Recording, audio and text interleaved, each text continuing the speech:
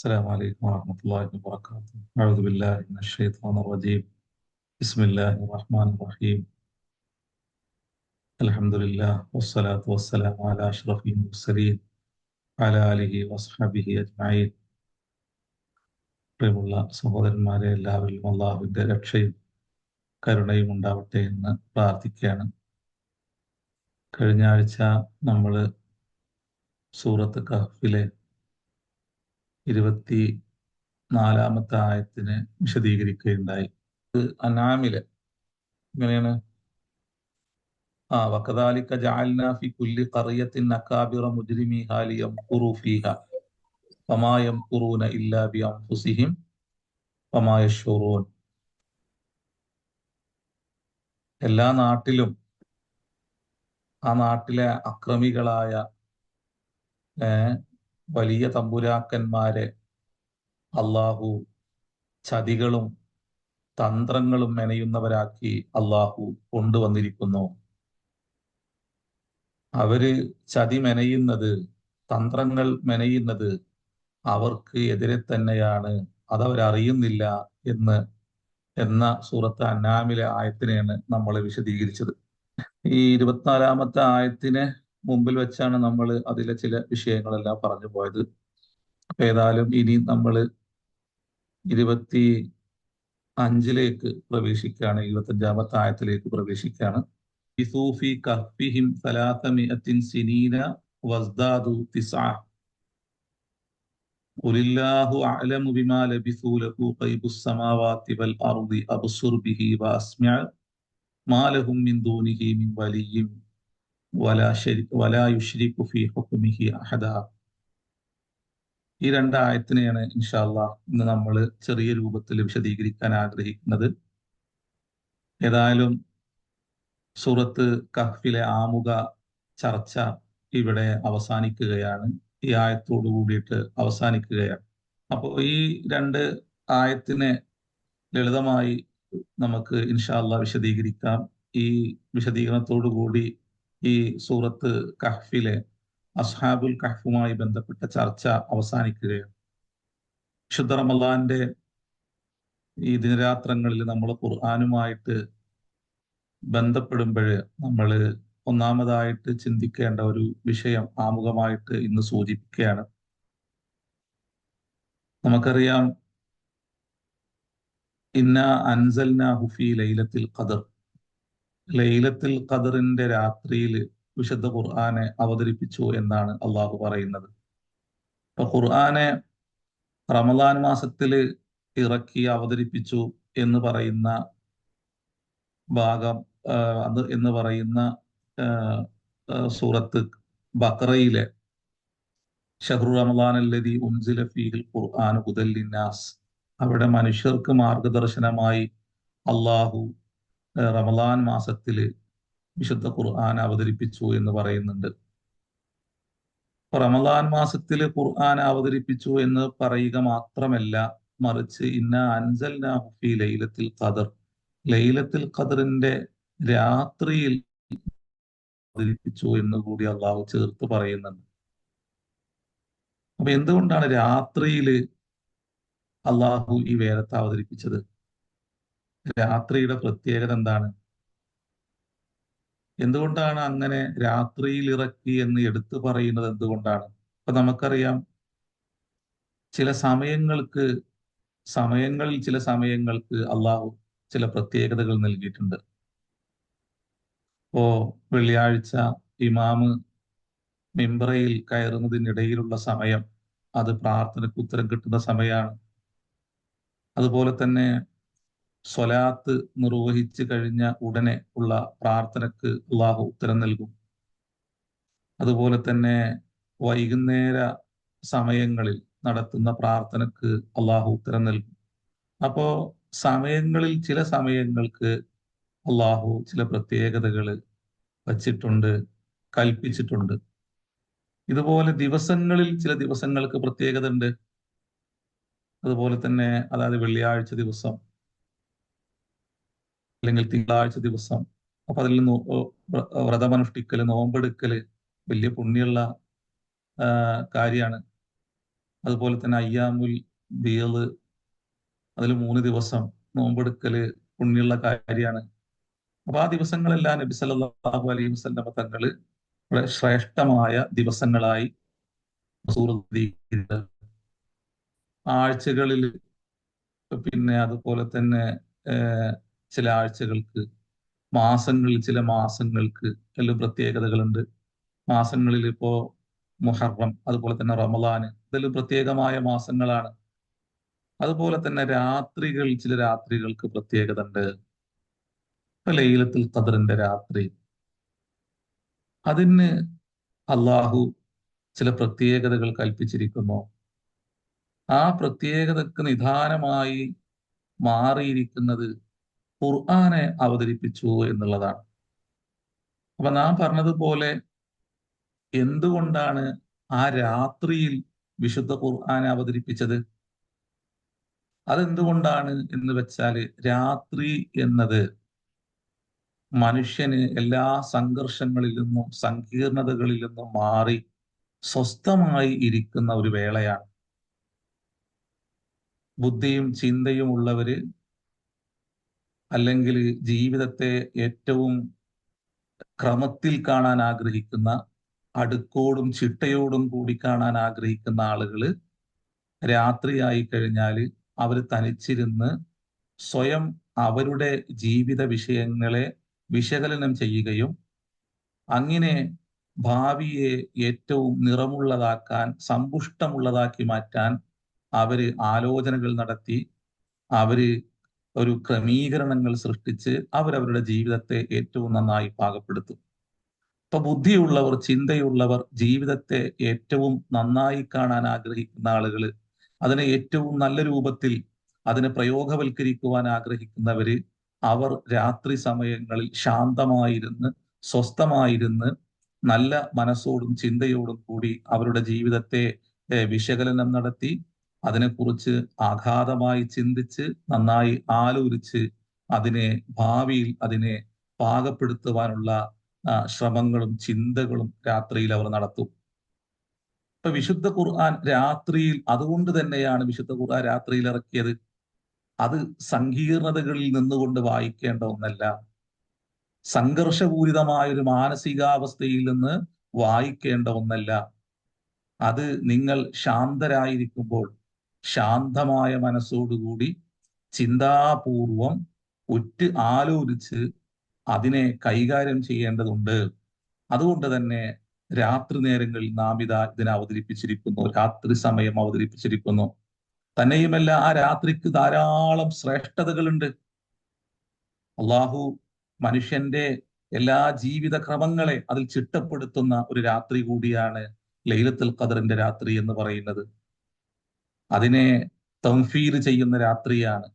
അതുകൊണ്ട് തന്നെ ശാന്തനായിരുന്ന് ചിന്താപൂർവം വിശുദ്ധ ഖുർആനെ വായിക്കുകയും അവന്റെ വ്യക്തിപരമായ വിഷയങ്ങളെ, സാമൂഹികപരമായ വിഷയങ്ങളെ അള്ളാഹുവിലൂടെ പഠിച്ചറിഞ്ഞ് ആ പ്രശ്നങ്ങൾക്ക് അവൻ അള്ളാഹുവിൽ നിന്നും പരിഹാരം തേടി അതിനെ അവൻ പ്രയോഗവൽക്കരിക്കണം എന്ന മഹാ തേട്ടം ഇതിന്റെ ഉള്ളിലുണ്ട് എന്ന് രാത്രിയിൽ എന്തുകൊണ്ട് ഇതിനെ അവതരിപ്പിച്ചു എന്ന വിഷയത്തെ വിശദീകരിച്ചുകൊണ്ട് ഇമാം ഷഅറാവി വ്യാഖ്യാനിക്കുന്നുണ്ട്.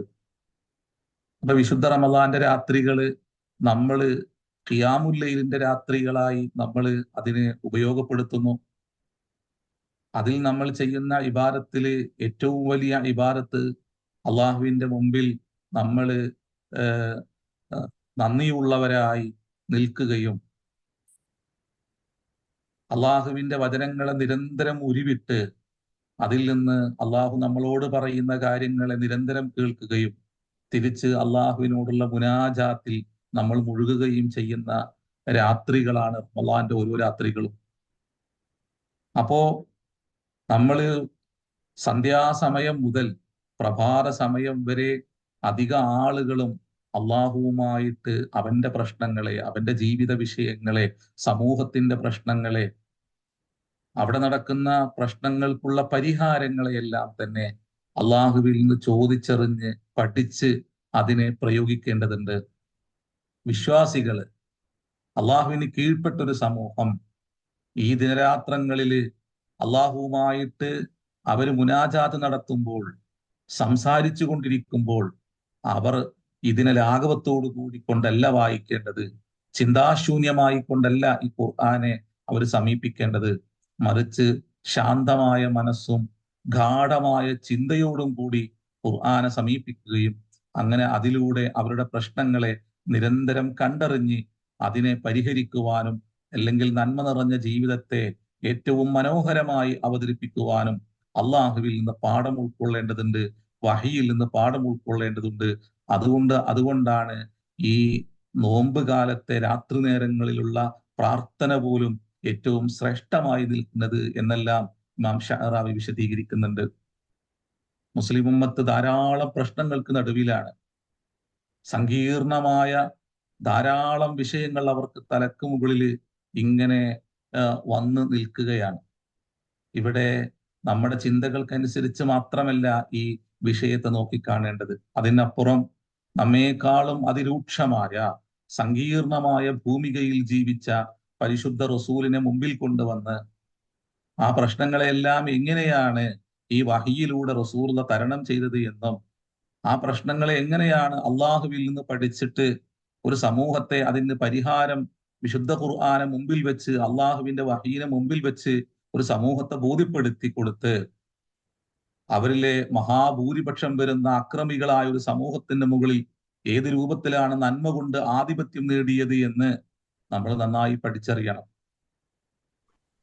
അവിടെ നമ്മുടെ തെറ്റുകൾ നമ്മൾ തിരിച്ചറിയണം. നമുക്ക് സംഭവിച്ചു പോയ പിഴവുകളെ നമ്മൾ മനസ്സിലാക്കണം. അതിൽ ഏറ്റവും ഗൗരവമായി നമ്മൾ മനസ്സിലാക്കേണ്ട ഒരു പിഴവ്, നമ്മൾ വിശുദ്ധ ഖുർആനെ നമ്മൾ ഈ റമളാന്റെ പ്രത്യേകതകളിൽ ഏറ്റവും ശ്രേഷ്ഠമായ ഒരു പ്രത്യേകതയായി നമ്മൾ എണ്ണുമ്പോൾ നമ്മൾ പറയുന്നത് എന്താണ്? ഷഹ്റു റമളാൻ അല്ലദീ ഉൻസില ഫീഹിൽ ഖുർആനു ഹുദൽ ലിന്നാസ്, മനുഷ്യർക്ക് മാർഗദീപമായി അവരുടെ ജീവിത നിയമ വ്യവസ്ഥിതിയായി അള്ളാഹു അവനിൽ നിന്നും ഈ വേദത്തെ അവതരിപ്പിച്ചിരിക്കുന്നു എന്നുള്ളതാണ്. എന്നാൽ അങ്ങനെ മനുഷ്യരെ വെച്ചുകൊണ്ട് ഈ വേദത്തെ നമ്മൾ കൈകാര്യം ചെയ്തിട്ടുണ്ടോ? അങ്ങനെ മനുഷ്യർക്ക് മാർഗദീപമായി മാർഗവെളിച്ചമായി ഈ ഖുർആനെ നിരന്തരം അവതരിപ്പിക്കുകയും അതിനെ വർഗവർണ്ണ ബോധങ്ങൾക്കപ്പുറം മത വർഗ ജാതീയ ചിന്തകൾക്കപ്പുറം മതമില്ലാത്ത ജാതിയില്ലാത്ത പ്രപഞ്ചനാഥൻ മനുഷ്യനെന്ന ശ്രേഷ്ഠ സൃഷ്ടിയെ ബഹുമാനിക്കുകയും ആദരിക്കുകയും അവന്റെ ജീവിതത്തെ ഏറ്റവും നന്നായി പ്രയോഗവൽക്കരിക്കുവാൻ, ഭൂമിയിൽ ശാന്തിയും സമാധാനവും നിലനിർത്തുവാൻ അവനിലൂടെ അവതരിപ്പിച്ച ഈ നിയമത്തെ, ഈ ജീവിത മാർഗരേഖയെ അമ്പിയാക്കന്മാർ പ്രത്യേകിച്ച് പരിശുദ്ധ റസൂല് കണ്ടതുപോലെ കാണുവാനും പരിശുദ്ധ റസൂല് പ്രയോഗവൽക്കരിച്ചതുപോലെ പ്രയോഗവൽക്കരിക്കുവാനും അങ്ങനെ ഒരു ജനതയിലെ തിന്മകളെ വിഭാടനം ചെയ്ത് ഉന്മൂലനം ചെയ്ത് അവരെ കൂടി നന്മയുടെ വാക്താക്കളാക്കി നമുക്കുള്ളിലുള്ള വെളിച്ചത്തെ ഒന്നുകൂടി ഊതി അതിനെ നന്നായി പ്രശോഭിപ്പിച്ച് നമ്മൾ കൂടി വെളിച്ചമുള്ളവരായി മാറാനുള്ള ശ്രമങ്ങൾ നമ്മൾ നടത്തിയിട്ടുണ്ടോ എന്നുള്ളതും ഈ റമളാനിൽ ആലോചിക്കേണ്ട വിഷയമാണ്. നമ്മുടെ ഭൂമികയുടെയെല്ലാം പ്രശ്നം നമ്മൾ മനസ്സിലാക്കുന്നതിനപ്പുറമാണ്. നമ്മെക്കുറിച്ച് തെറ്റിദ്ധാരണ ഉണ്ടായിക്കഴിഞ്ഞാൽ നമ്മൾ എങ്ങനെയാണ് ആ തെറ്റിദ്ധാരണയെ നീക്കുക? നമ്മൾ നിരന്തരം നമ്മെ ആരെല്ലാം തെറ്റിദ്ധരിച്ചുവോ അവരോട് നമ്മെക്കുറിച്ച് നന്നായി പറഞ്ഞു കൊടുത്തിട്ട് നമ്മെക്കുറിച്ചുള്ള തെറ്റായ ധാരണകൾ തിരുത്തുവാനും മറ്റുള്ളവർക്ക് നമ്മുടെ നന്മകളെ ബോധ്യപ്പെടുത്തുവാനും നമ്മൾ ശ്രമിക്കും. എന്നാൽ ഒരു സമൂഹം എന്നുള്ള നിലക്ക് വിശുദ്ധമായ ഒരു സന്ദേശത്തെ ഉയർത്തിപ്പിടിക്കുന്ന, മാനവികമായ മൂല്യങ്ങളെ ഉയർത്തിപ്പിടിക്കുന്ന, ധാർമ്മികമായ ബോധ്യങ്ങളെ നന്നായി മനസ്സിൽ താലോലിക്കുന്ന, നീതിബോധവും ധർമ്മബോധവും എല്ലാം തന്നെ ഉയർത്തിപ്പിടിക്കുന്ന, അതെല്ലാം നമ്മുടെ കൈകളിൽ ഉണ്ടായിട്ടും എന്തുകൊണ്ടാണ് നമുക്ക് ഇതെല്ലാം ഒരു സമൂഹത്തെ ബോധ്യപ്പെടുത്താൻ കഴിയാതെ പോയത്? അള്ളാഹുവിന്റെ അമ്പിയാക്കന്മാര്, അന്ത്യപ്രവാചകൻ നിരോധിച്ച ഏത് വിഷയത്തിലാണ് തർക്കമുള്ളത്? പരിശുദ്ധ റസൂൽ കൽപ്പിച്ച ഏത് വിഷയത്തിലാണ് മനുഷ്യർക്ക് സംശയമുള്ളത്? ഏതിനെയാണ് നിഷേധിക്കുവാനും നിരാകരിക്കുവാനും നിന്ദിക്കുവാനും മനുഷ്യന് ഒരിക്കലും കഴിയില്ല. എന്നിട്ടും എന്തുകൊണ്ടാണ് നമ്മെ ഈ രൂപത്തിൽ തെറ്റിദ്ധരിക്കുകയും നമ്മെ ഈ രൂപത്തിൽ ഈ പിന്നെ വിമർശിക്കുകയും ചെയ്യുന്നത് എന്നുള്ളതിൽ തന്നെ നമ്മൾ നന്നായി ആലോചിച്ച് പഠിച്ച് നമ്മൾ മനസ്സിലാക്കിയിട്ട് നമുക്ക് പറ്റിയ തെറ്റുകളെ നമ്മളും തിരുത്തേണ്ടതുണ്ട്. അപ്പൊ വിശുദ്ധ റമദാനില് നമ്മൾ ഖുർആനെ പാരായണം ചെയ്യുമ്പോൾ നമ്മൾ വെറുതെ അങ്ങ് പാരായണം ചെയ്തു പോവല്ല വേണ്ടത്. അഗാധമായി ചിന്തിച്ച് പഠിച്ച് നമ്മുടെ ഭൂമികയിൽ ഇതിനെ പ്രയോഗവൽക്കരിക്കാനുള്ള നല്ല ശ്രമങ്ങൾ നമ്മൾ നടത്തേണ്ടതുണ്ട്. അത് മനുഷ്യർക്ക് വേണ്ടിയാണ്, ലോകത്തിന് വേണ്ടിയാണ്, മനുഷ്യ സമൂഹങ്ങൾക്കിടയിലുള്ള സ്നേഹത്തിനും സൗഹാർദ്ദത്തിനും മനുഷ്യ സമൂഹങ്ങൾക്കിടയിലുള്ള സ്നേഹത്തിനും സൗഹാർദ്ദത്തിനും വേണ്ടി കൂടിയാണ് എന്ന് നമ്മൾ തിരിച്ചറിയണം. അള്ളാഹു നമ്മളെല്ലാം അനുഗ്രഹിക്കട്ടെ എന്ന് പ്രാർത്ഥിക്കുക. അപ്പൊ ഖുർആനെ ഏറ്റവും നന്നായി ചിന്തിച്ച് വായിക്കാനുള്ള ശ്രമം നമ്മൾ നടത്തണം. രാത്രി നേരങ്ങളിൽ ഖുർആൻ ഇറക്കി എന്ന് പറയുന്നതിന്റെ പിറകിലുള്ള ഈ ഒരു ആശയം മനസ്സിലാക്കി രാത്രി നേരങ്ങളിൽ നമ്മൾ ഖിയാമുൽ ലൈലിൽ വെറുതെ പോയി നിന്ന് ചിന്തിക്കാതെ ഉറങ്ങിത്തൂങ്ങി ആ സമയത്തെ നമ്മൾ കടത്തിക്കളയുന്നതിന് പകരം നന്നായി ചിന്തിച്ച് ആലോചിച്ച് നമ്മൾ പഠിക്കുക. അള്ളാഹു നമ്മുടെ പ്രശ്നങ്ങൾക്ക് തീർച്ചയായും അതിലൂടെ പരിഹാരം നിർദ്ദേശിക്കും. അത് മനസ്സിലാക്കാൻ ആ സമയത്ത് അള്ളാഹു നമുക്ക് നമ്മുടെ മനസ്സ് ആ രൂപത്തിൽ തുറന്നു വെച്ചാൽ അള്ളാഹു നമുക്ക് ബോധ്യപ്പെടുത്തരുകയും ചെയ്യും. എന്തായാലും ഉമ്മത്തിലെ നായകന്മാർക്ക് ഈ വിഷയത്തിൽ വലിയ പങ്കുണ്ട്. അവർ ആ രൂപത്തിൽ ഖുർആനെ ബന്ധപ്പെടുകയും ഖുർആനിൽ നിന്ന് ഉമ്മത്തിന്റെ പ്രശ്നങ്ങളെ പഠിച്ചറിഞ്ഞ് റസൂലുള്ള പരിഹരിച്ചതുപോലെ പരിഹരിക്കുവാൻ അവർക്ക് സാധിക്കണം. അവിടെയാണ് ഈ ഉമ്മത്ത് വിജയിക്കുന്നത്. അവിടെയാണ് ഖുർആൻ എന്ന് പറയുന്ന ഈ വേദത്തിന്റെ അവതരണ ലക്ഷ്യം പൂർണ്ണമാകുന്നത്. ഏതായാലും അള്ളാഹു അനുഗ്രഹിക്കട്ടെ. നമ്മൾ ഇനി ഈ സൂറത്തുൽ കഹ്ഫിലെ നമ്മൾ ഈ പറഞ്ഞ ആയത്തിലേക്ക് വരാം. വലബിസു ഫീ കഹ്ഫിഹിം, അങ്ങനെ ആ ഗുഹാമുഖത്ത് അവർ താമസിച്ചു. 300 സിനീന, 300 വർഷം അവര് താമസിച്ചു. വസ്ദാദു തിസ്അ, അതിൽ 9 അവര് കൂട്ടുകയും ചെയ്തു. അപ്പൊ ഇവിടെ അള്ളാഹു വലബിസു ഫീ കഹ്ഫിഹിം 300 എന്നല്ല പറഞ്ഞത്, വസ്ദാദു തിസ്അ എന്നാണ് പറഞ്ഞത്. അപ്പോ ഈ അഹ്ലി കിതാബുകാർക്കിടയിൽ ഉള്ള വാദം എന്തായിരുന്നു എന്ന് വെച്ചാല്, ഞങ്ങൾക്ക് 300 അറിയുള്ളൂ, 9 അറിയില്ല എന്നുള്ളതായിരുന്നു. അപ്പൊ ഇവിടെ വിശുദ്ധ ഖുർആന് ഇവരുടെ ഈ ഗുഹാവാസത്തെ കുറിച്ച് പറയുമ്പോഴേ, അതിന്റെ വർഷത്തെ കുറിച്ച് പറയുമ്പോഴേ 309 വർഷം എന്ന് പറയുന്നു. അല്ലെങ്കിൽ 300 വർഷം അവര് 9 അതിൽ കൂട്ടി എന്ന് പറയുന്നു. അപ്പൊ എന്താണ് ഈ രണ്ട് പ്രയോഗങ്ങൾക്കിടയിലെ അള്ളാഹു ഉദ്ദേശിക്കുന്ന താല്പര്യം എന്താണ്, ലക്ഷ്യം എന്താണ് എന്ന് ഇമാം ഷഹറാവി തന്നെ വിശദീകരിക്കുന്നുണ്ട്. അതെങ്ങനെയെന്ന് വെച്ചാല്, ഇപ്പൊ ഈ 300 എന്നുള്ളത് അത് സൂര്യ കലണ്ടറുമായി ബന്ധപ്പെട്ടിട്ടുള്ള ഒരു കണക്കാണ് എന്നും 9 എന്നുള്ളത് അത് ലൂണാർ കലണ്ടറുമായി ബന്ധപ്പെട്ടുള്ള ചർച്ചയാണ് അള്ളാഹു ഇവിടെ കൊണ്ടുവന്നിട്ടുള്ളത് എന്നാണ്. അപ്പോ ഈ സോളാർ ലൂണാർ 2 കലണ്ടറുകളുടെ 2 വ്യത്യസ്ത മുഖങ്ങളെ അള്ളാഹു ഇവിടെ അവതരിപ്പിക്കുന്നു.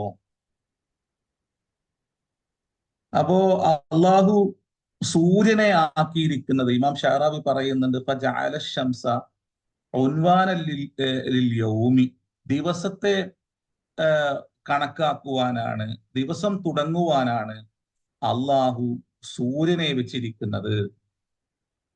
അത് മാസത്തെ മനസ്സിലാക്കുവാൻ, ഒരു മാസത്തിന്റെ തുടക്കത്തെ മനസ്സിലാക്കുവാൻ അള്ളാഹു ചന്ദ്രനെയും ദൃഷ്ടാന്തമാക്കി വെച്ചിരിക്കുന്നു.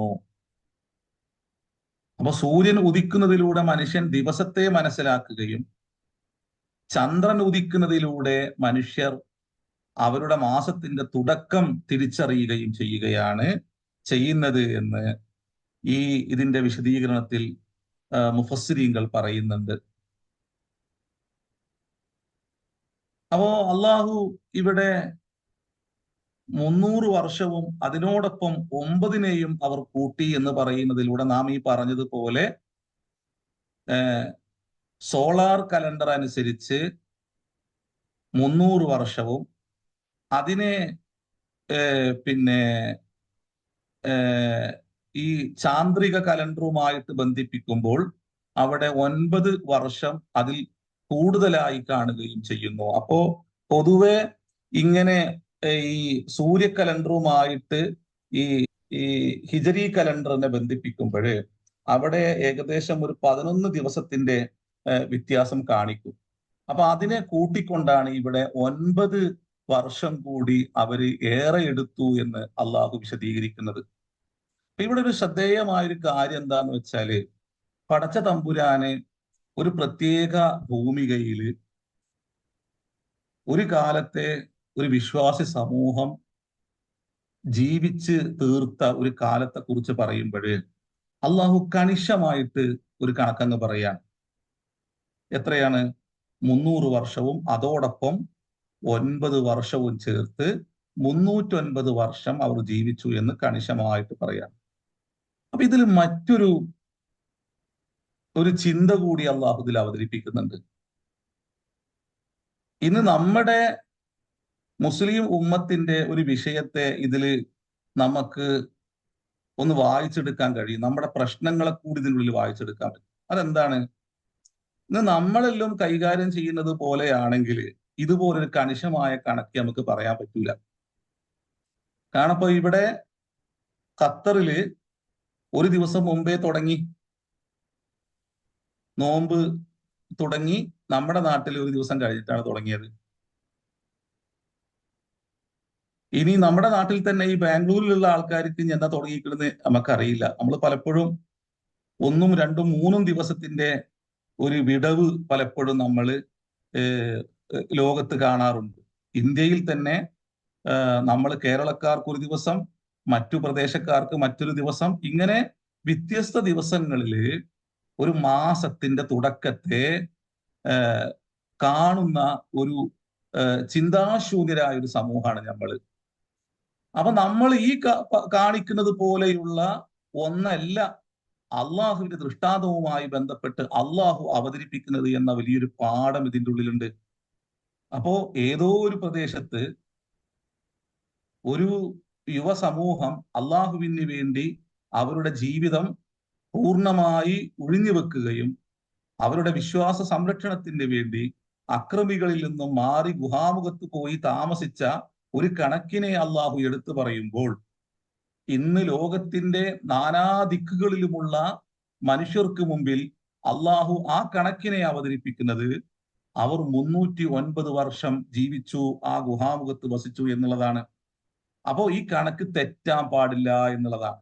അപ്പോ സൂര്യോദയം ചന്ദ്രോദയം എന്നുള്ളത്, അപ്പോൾ ചന്ദ്രോദയം എന്നുള്ളത് അത് ലോകത്ത് എല്ലാവർക്കും ഒന്നാണ് എന്നുള്ള ഒരു മഹാപാഠത്തെ അള്ളാഹുവിന്റെ ഉള്ളിൽ വെക്കുന്നുണ്ട്. എന്തുകൊണ്ട്?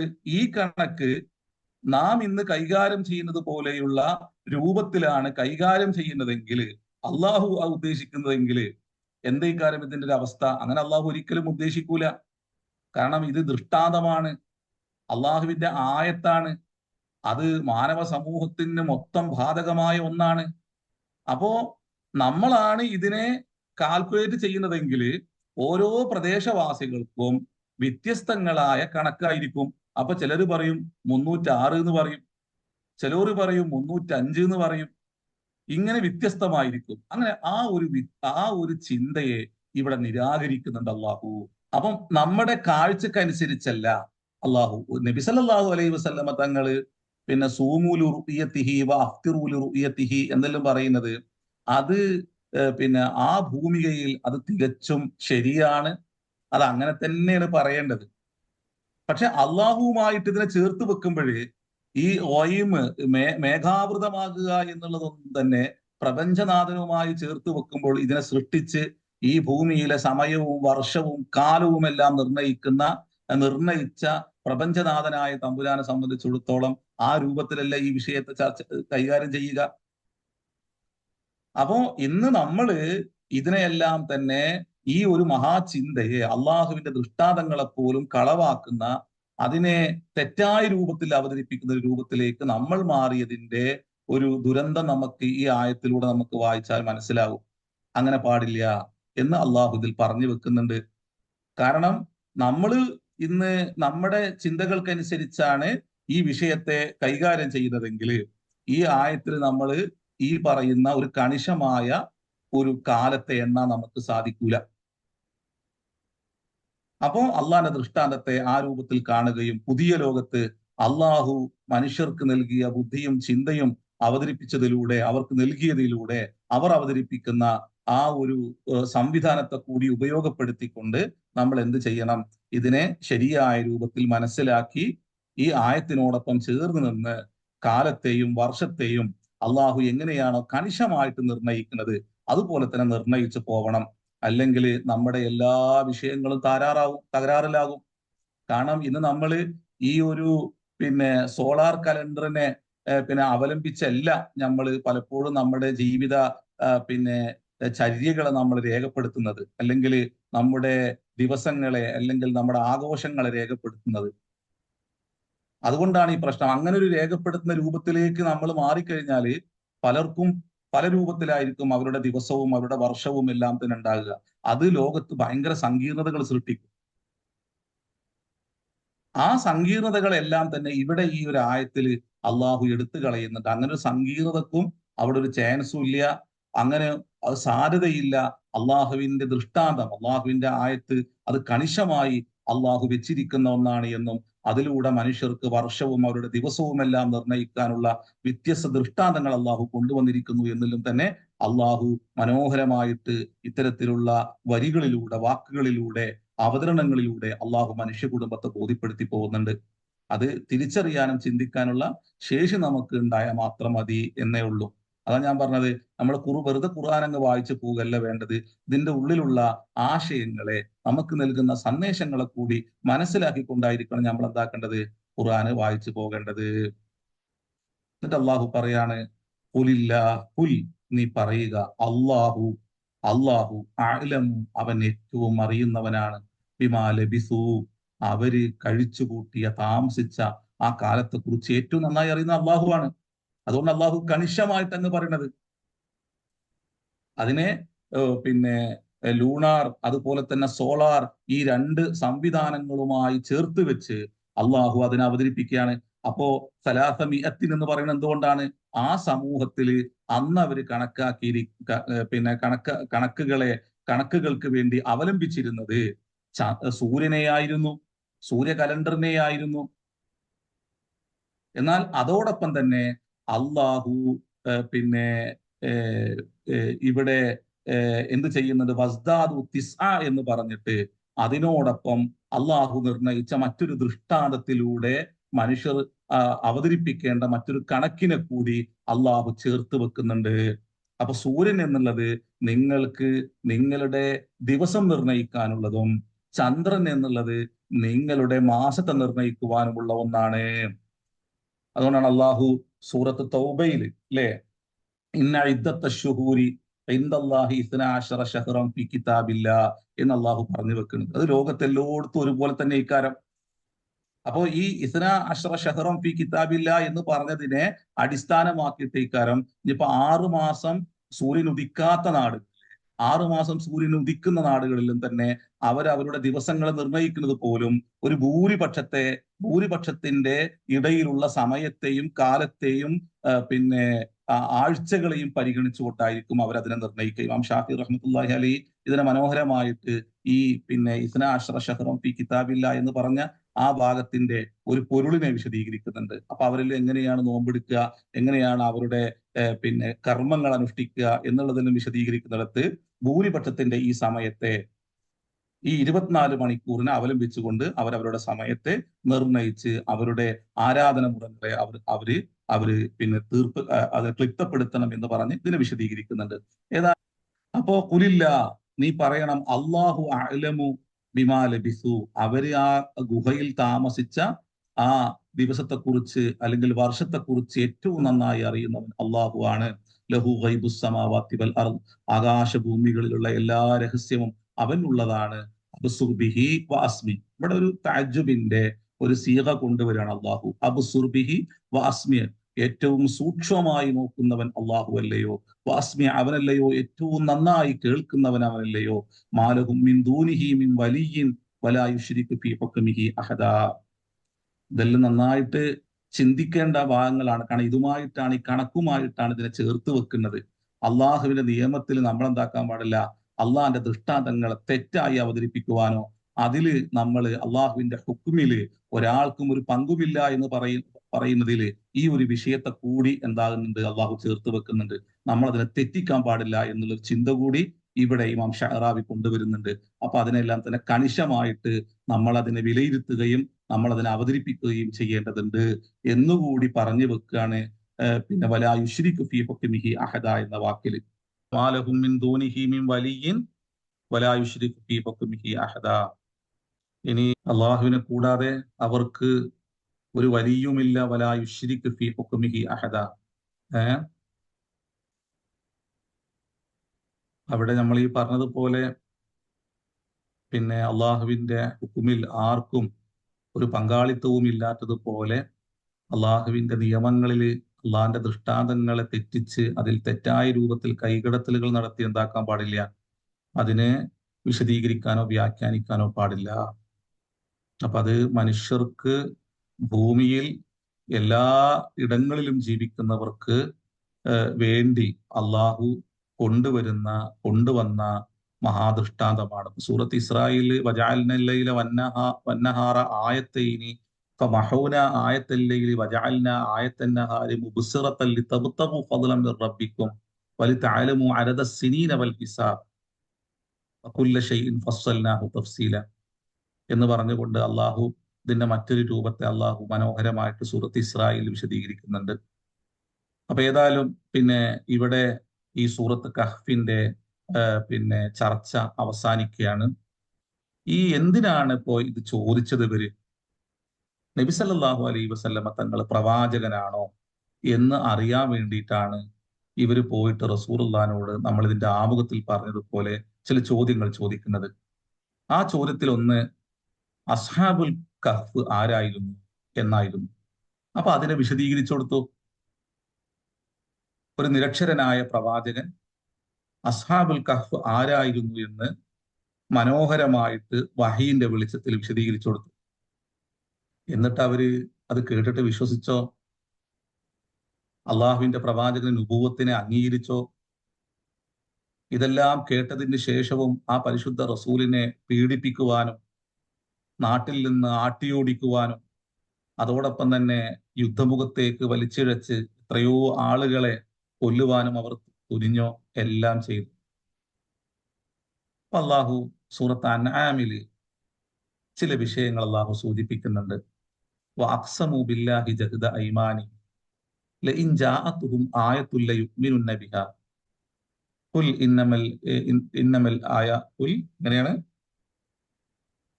വഅഖ്സമു ബില്ലാഹി ജഹ്ദ ഐമാനി ലഇൻ ജാഅതുഹും ആയത്തുൻ ലയുഅ്മിനുന്ന ബിഹാ ഖുൽ ഇന്നമൽ ആയാതു ഇൻദല്ലാഹ് വമാ യുശ്ഇറുകും അന്നഹാ ഇദാ ജാഅത് ലാ യുഅ്മിനൂൻ. അപ്പൊ അവര് ആണയിട്ട് പറയും, എല്ലാ അർത്ഥത്തിലും സത്യം ചെയ്ത് പറയും, ലഇൻ ജാഅതുഹും ആയത്തുൻ ലയുഅ്മിനുന്ന ബിഹാ, നമ്മൾക്ക് ഒരു തെളിവ് കൊണ്ടുവന്നാല്, ദൃഷ്ടാന്തം കൊണ്ടുവന്നാല് നമ്മൾ തീർച്ചയായിട്ടും വിശ്വസിക്കുന്നു. ഖുൽ ഇന്നമൽ ആയാതു ഇൻദല്ലാഹ്, എല്ലാ ദൃഷ്ടാന്തങ്ങളും അള്ളാഹുവിന്റെ അടുക്കലുള്ളതാണ്. വമാ യുശ്ഇറുകും അന്നഹാ ഇദാ ജാഅത് ലാ യുഅ്മിനൂൻ, നിങ്ങൾ വിചാരിക്കുകയാണോ ഇതെല്ലാം കൊണ്ടുവന്നാലും ഒരു വിശ്വസിക്കുന്ന? ഇതിന് തൊട്ടടുത്ത് പിന്നെ അള്ളാഹു പറയുന്ന ഒരു വർത്താനുണ്ട്. വലൗ അന്നനാ നസ്സൽനാ ഇലൈഹിമുൽ മലായികത, നാം അവരിലേക്ക് നേരിട്ട് മാലാഖമാരെ ഇറക്കി, വകല്ലമഹുമുൽ മൗത, മരിച്ച് പോയവര് എഴുന്നേറ്റ് വന്ന് അവരോട് അങ്ങ് സംസാരിക്കാൻ തുടങ്ങി. വഹശർന അലൈഹിം കുല്ല ശൈഇൻ ഖുബുല, അവർക്ക് മുമ്പിൽ എല്ലാത്തിനെയും കൊണ്ടുവന്ന് അവർ ചോദിച്ചതെല്ലാം കൊണ്ടുവന്ന് ഇങ്ങനെ വെച്ചു കൊടുത്തു. മാക്കാനുലി യുഅ്മിനൂ, എന്നാലും ഒരു വിശ്വസിക്കൂല. അപ്പൊ ഈ ചോദ്യങ്ങൾ ചോദിക്കുകയും ഈ ചോദ്യത്തിനുള്ള ഉത്തരം അള്ളാഹു വഹിയിലൂടെ ഒരു പ്രവാചകനിലൂടെ പിന്നീട് ലോകത്തെ കേൾപ്പിക്കുകയും ആ ചോദിച്ചവരെ മുഴുവനും സ്തബ്ധരാക്കുകയും ചെയ്തതിന് ശേഷവും അവർ വിശ്വസിച്ചില്ല. എന്തുകൊണ്ടാണ് അങ്ങനെ? അവർ ചോദിച്ച ചോദ്യത്തിനുള്ള ഉത്തരം കിട്ടിയിട്ടും തെളിവുകൾ ലഭിച്ചിട്ടും അതിൽ കണിശമായി അതിന്റെ വർഷങ്ങളെപ്പോലും അവതരിപ്പിച്ചു കൊടുത്തിട്ടും എന്തുകൊണ്ടാണ് ആ സമൂഹം പിന്നീടും ആ ദൈവദൂതനെയും സത്യവിശ്വാസികളെയും ക്രൂരമായി പീഡിപ്പിച്ചത്? മനുഷ്യന് മരണാനന്തര ജീവിതത്തെ നിഷേധിക്കുന്നു എന്നുള്ളതാണ്. മരണത്തിന് ശേഷം ഒരു ജീവിതമില്ല എന്ന് അമ്മയുടെ ഗർഭാശയത്തിൽ നിന്നും ഭൂമിയിലെത്തുന്നതോടുകൂടി ഈ ഭൗതികതയുടെ പ്രത്യേകതയിൽ അവന് അങ്ങ് വശംവദനാകുകയും അതിന്റെ പിന്നെ പളവളപ്പിൽ അല്ലെങ്കിൽ അതിന്റെ മനോഹാരിതയിൽ അങ്ങ് ലയിച്ചിട്ട് ഇത് തന്നെയാണ് ജീവിതം എന്ന് തെറ്റിദ്ധരിക്കുകയും ഇതിനപ്പുറം ഒരു ജീവിതമില്ല, അതിനാൽ ആസ്വദിച്ച് ജീവിക്കേണ്ടതുണ്ട്, എന്റെ ഇച്ഛകളെ ഞാൻ എല്ലാ അർത്ഥത്തിലും ഞാൻ ഇഷ്ടപ്പെടുന്നത് പോലെ ആഗ്രഹിക്കുന്നത് പോലെ എന്റെ ജീവിതത്തെ നയിക്കേണ്ടതുണ്ട് എന്ന തെറ്റായ ബോധമാണ് മനുഷ്യനെ അള്ളാഹുവിന്റെ ദൃഷ്ടാന്തങ്ങളെ നിഷേധിക്കാൻ കാരണമായി മാറുന്നത്. അതുകൊണ്ടാണ് ഈ അസ്ഹാബുൽ കഹ്ഫിന്റെ ഗുഹാമുഖത്തെ ജീവിതവും അവരുടെ ഉറക്കിൽ നിന്നുള്ള എഴുന്നേൽപ്പിനെയും അള്ളാഹു മരണാനന്തര ജീവിതവുമായിട്ട് ബന്ധിപ്പിക്കുന്നത്. അത് നമ്മള് വലിയ അലമു അന്ന വഅദല്ലാഹി ഹഖ്കുൻ വ അന്ന സ്സാഅത ആതിയത്തുൻ എന്ന് പറഞ്ഞുകൊണ്ട് അവരുടെ ഉറക്കിൽ നിന്നുള്ള എഴുന്നേൽപ്പിനെ മരണാനന്തര ജീവിതവുമായിട്ട് അള്ളാഹു ബന്ധിപ്പിക്കുന്നത്. അപ്പൊ മരണാനന്തര ജീവിതം ബോധ്യപ്പെടുന്നില്ലേ? അവന്റെ മുമ്പിൽ ഏത് ദൃഷ്ടാന്തങ്ങൾ പറഞ്ഞു കൊടുത്തിട്ടും എന്ത് തെളിവുകൾ അവതരിപ്പിച്ചിട്ടും ഒരു കാര്യവുമില്ല, അവൻ ഒരിക്കലും അത് വിശ്വസിക്കാൻ പോകുന്നില്ല എന്ന് ഇതോടൊപ്പം ഈ കാര്യങ്ങളെല്ലാം ചേർത്ത് വെച്ചുകൊണ്ട് അള്ളാഹു നമ്മളെ ബോധ്യപ്പെടുത്താണ്. അപ്പൊ നമുക്കുള്ള സന്ദേശം എന്താണ്? നിങ്ങൾ ജീവിതത്തെ ഏറ്റവും നന്നായി തിരിച്ചറിയേണ്ടതുണ്ട്. ഈ ജീവിതത്തിന് ഒരു രഹസ്യമുണ്ട്. അതെന്താണ്? നിങ്ങൾ ഈ രൂപത്തിൽ ഈ ഭൂമിയിലേക്ക് പൊട്ടി വീണവരല്ല എന്നും നിങ്ങൾ ഒരു ബീജബിന്ദുവിൽ നിന്ന് ഒരു വിത്തിൽ നിന്ന് ഉൽപ്പന്നമായവരാണ് എന്നും ആ വിത്തിൽ അള്ളാഹു നടത്തിയ മാറ്റഭാവങ്ങളാണ് നിങ്ങളെന്നും നിങ്ങളുടെ മരണം ആ വിത്തിലേക്ക് കൊണ്ടുപോകാൻ അടിസ്ഥാനപരമായി അള്ളാഹു ഉണ്ടാക്കിയ അള്ളാഹുവിന്റെ ഒരു തർത്തീബാണെന്നും അള്ളാഹുവിന്റെ സംവിധാനമാണെന്നും അങ്ങനെ വീണ്ടും നിങ്ങളെ വിത്തിലേക്ക് തിരിച്ചു കൊണ്ടുപോയി അതിൽ നിന്ന് അള്ളാഹു എഴുന്നേൽപ്പിക്കും. അള്ളാഹുവിനോളം സത്യം പറയുന്നവൻ മറ്റാരുമില്ല എന്ന വമൻ അസ്തഖു മിനല്ലാഹി ഖീല, അള്ളാഹുവിനോളം സത്യം പറയുന്നവൻ മറ്റാരുമില്ല എന്ന് പറഞ്ഞുകൊണ്ട് മരണാനന്തര ജീവിതത്തെ അള്ളാഹു അടിവരയിട്ട് ബോധ്യപ്പെടുത്താണ്. അതുകൊണ്ടാണ് അസ്ഹാബുൽ കഹ്ഫിലെ ആളുകൾ ഉറക്കിൽ നിന്ന് എഴുന്നേറ്റതിനെ യൗമുൽ ഖിയാമയുമായിട്ട് അള്ളാഹു ബന്ധിപ്പിക്കുന്നത്. ഒരു സംശയത്തിനും ഇടയില്ലാത്ത വിധം നിങ്ങളെ നാം ഉയർത്തെഴുന്നേൽപ്പിക്കുമെന്ന് പറഞ്ഞുകൊണ്ട് അവരുടെ ജീവിതത്തെ പോലും അന്ത്യനാളുമായിട്ട് ബന്ധിപ്പിക്കുന്നത് അതുകൊണ്ടാണ്. അതിനാല് നമ്മൾ നമ്മുടെ ജീവിതത്തെ നന്നായി തിരിച്ചറിയുക. നമ്മൾ എഴുന്നേൽക്കാൻ പോകുന്ന ആ മഹാദിവസത്തെ ഭയപ്പെട്ടുകൊണ്ട് നമ്മൾ വിശുദ്ധരാകാനുള്ള ശ്രമം നടത്തുക. അള്ളാഹു നമ്മളെ അനുഗ്രഹിക്കട്ടെ എന്ന് പ്രാർത്ഥിച്ച് നമ്മുടെ ഇന്നത്തെ ഈ ചെറിയ ചർച്ച അവസാനിപ്പിക്കുന്നു. വാഹുദാവാന അൽഹംദുലില്ലാഹി റബ്ബിൽ ആലമീൻ.